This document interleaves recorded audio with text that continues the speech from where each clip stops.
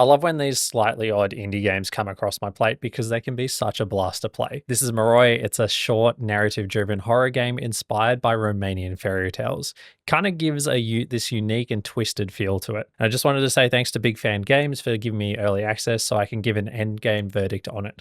Before jumping into talking about the game, I want to point out that this is pulled together by a solo developer and it's their debut project, which is super exciting. So if this game at all sounds like something you're interested in, please go and check it out. It's one of those games that you just know is going to have some fun or weird moments throughout.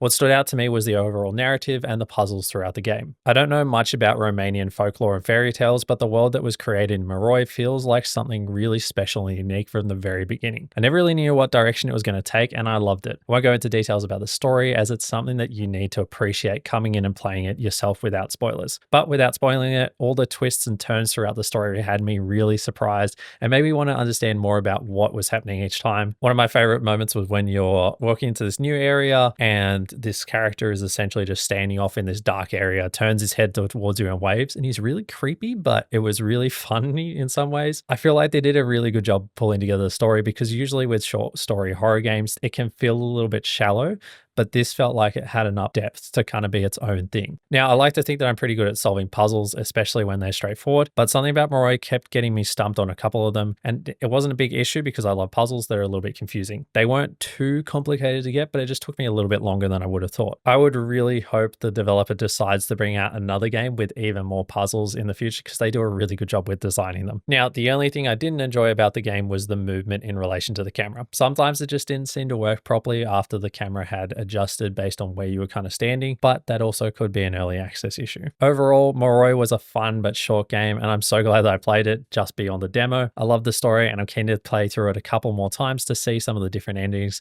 I really can't wait to see what the dev has in store for us in the future. So my in-game verdict for Moroi is that it's an A tier game.